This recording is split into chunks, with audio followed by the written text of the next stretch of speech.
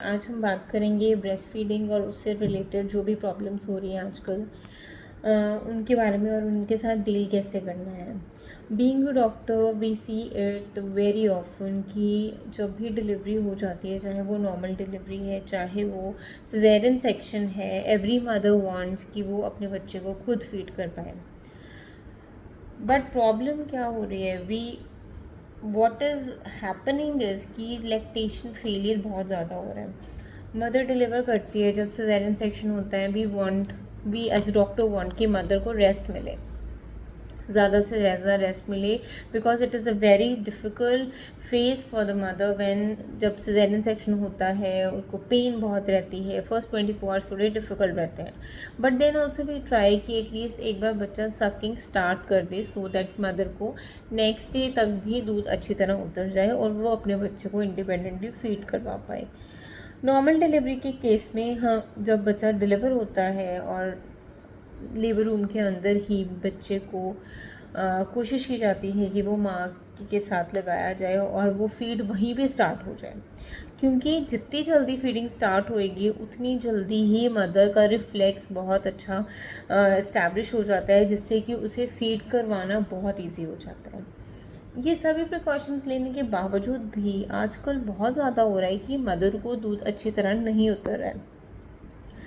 इसके क्या रीज़न्स हो सकते हैं? मे बी लाइफस्टाइल ऐसा हो चुका है कि माइंडसेट में बहुत ज़्यादा स्ट्रेस रहता है, डिलीवरी का स्ट्रेस होता है, क्योंकि पहले डिलीवरीज़ बहुत ही इजी डिलीवरीज़ हो जाती थी, मतलब जैसे कि हम सुनते हैं कि बहुत इजी डिलीवरीज थी, बट अब there is induction of labour, क्योंकि पेन्स लगाई जाती हैं, प्लान करके सिजेरियन सेक्शंस किए जाते हैं, तो एक डेडिकेटेड टाइम एंड इनपुट जाता है वो सारी चीज़ में, जिसकी वजह से स्ट्रेस थोड़ा इंक्रीज़ हो जाता है।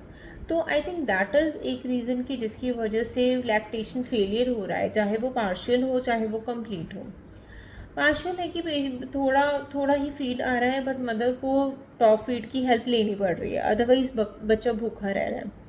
कंप्लीट फेलियर में होता है कि मदर को बिल्कुल भी दूध नहीं आता। अगर हम बोले कि मदर ने डाइट अच्छी नहीं ली थी या मदर ने मिल्क इनटेक नहीं लिया था, ये सारी चीज़ें अच्छी होने के बावजूद भी कई बार मिल्क बिल्कुल ही नहीं उतरता है, मदर को टॉप फीड की ही हेल्प लेनी पड़ती है।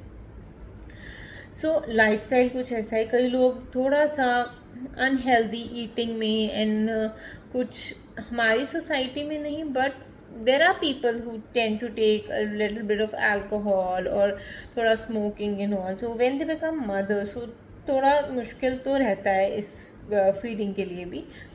तो मोस्ट लाइकली जो फैक्टर है दैट इज स्ट्रेस, बी आप एक हाउस मेकर हो या आप कोई टीचर हो, डॉक्टर हो, irrespective what ever the occupation, stress तो रहता है, ठीक है। तो जिसकी वजह से देयर आर चांसेस कि why this is happening, why the lactation failure is happening. इसमें मदद कैसे की जा सकती है? सबसे पहली बात है, जब मदर को फीड नहीं आती ना, तो लोग उसको बहुत ही ज़्यादा डिस्करेज करते हैं कि पहले तो 2-2 3-3 साल तक फीड करवाई जाती थी, अब आप मदर बने हो तो आपसे 6 महीने भी नहीं फीड करवाई जाएगी, आपको अब दूसरे डब्बों की ज़रूरत पड़ रही है। तो ये बहुत ही डिस्करेजिंग होता है एक न्यू मदर के लिए, जो अभी अभी एक डिफ़िकल्ट फेज से निकल के आई है, उसने अभी अभी एक बच्चे को जन्म दिया है, उसकी बॉडी में कितने ज़्यादा बदलाव आए हैं, उसका एक सिजेरियन सेक्शन हुआ है, इतना बड़ा उसको चीरा मिला है, जिसकी वजह से she is going through a lot of pain. But जब लोगों की बातें सुननी पड़ती हैं मदर को कि आपको फीड नहीं आ रही है, ये तो बड़ी बुरी बात है, ऐसा क्या होगा, डाइट तो आपने अच्छी ली थी, फिर क्यों नहीं फीड आ रहा, डॉक्टर से पूछो क्यों नहीं आ रहा है। अब मदर इज़ ऑलरेडी एक ऐसे फेज़ में है जहाँ उसे इमोशनल सपोर्ट चाहिए, और जब ऐसे डिस्करेजिंग बातें मदर को सुनने को मिलती हैं तो उसको बहुत डिसहार्टन करता है। मे बी वो किसी को बताए ना, but I think that is one of the reason why there is so many patients who are having postpartum depression or postpartum blues, because breastfeeding has become a challenge now. If out of 10 deliveries if you have done, I think there would be like 3 or 4 cases who are able to breastfeed their baby with or without medication. If you put the patient on some medication, some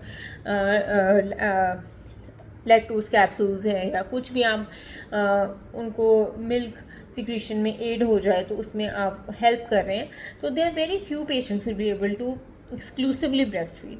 Otherwise people, women has to take top feed for the baby, but that is not in her hand. Okay, she has done a big task, we need to appreciate her. She has given birth, that's a big thing, we need to appreciate that thing.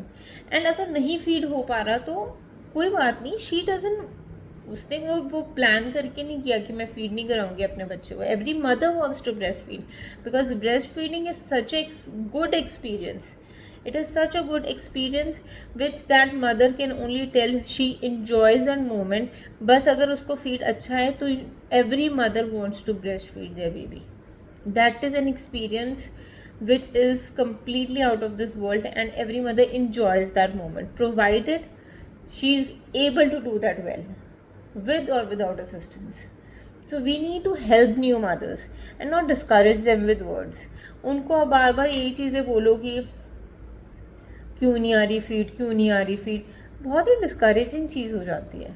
अगर नहीं feed आ रही तो find out ways for her कि वो कैसे milk secretion बढ़ सकता है, रादर देन कंप्लेंट करना.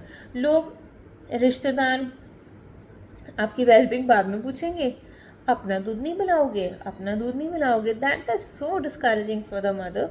She is not willingly doing that. उसको नहीं फीड आ रहा तो उसको मदद की ज़रूरत है, उसको कुछ मेडिकेशंस की ज़रूरत है.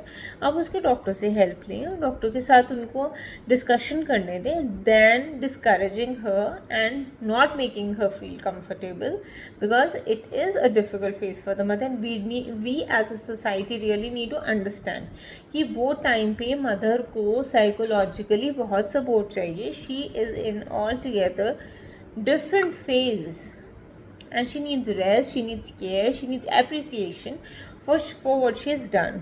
If you can't appreciate, don't discourage at least. So this is my message to all those people who keep on complaining कि इसको फीड नहीं आई, इसको फीड नहीं आ रही है, ये फीड अपने बच्चों को ही नहीं फीड करवा पा रहे. अरे यार नहीं फीड हो पाएगा तो कोई बात नहीं, एटलीस्ट कोशिश तो कर रही है ना. तो सो we need to help the new mothers and not discourage them and not hurt them. I know hurting is intentional or not intentional, but it really causes a lot of disturbance for the new mother. And we need to take this into consideration कि ऐसा होता है, mother को बहुत बुरा और बहुत hurt feel होता है जब आप बार बार उसे ये चीज़ कहते हैं कि दूध क्यों नहीं आ रहा है. उसके हाथ में नहीं है, उसने एक चीज़ कर ली है, बच्चा पैदा हो चुका है, अब उसकी भी टेक केयर होनी बहुत ज़रूरी है. बेबी के साथ mother also needs may be more care than the baby. Than saying her discouraging words, talk good to her, give her appreciation. Nothing will be lost if you appreciate a mother who has given birth. I understand every lady is getting pregnant and giving birth, but it is a different experience for every lady. So we need to appreciate, learn to appreciate. This society needs to learn to appreciate women for giving birth because it is difficult. It is difficult. It needs a lot of efforts. And it is a new life for the mother. So we really need to understand that and appreciate it. There's no harm in appreciating. And please do not discourage the new mothers. Thank you.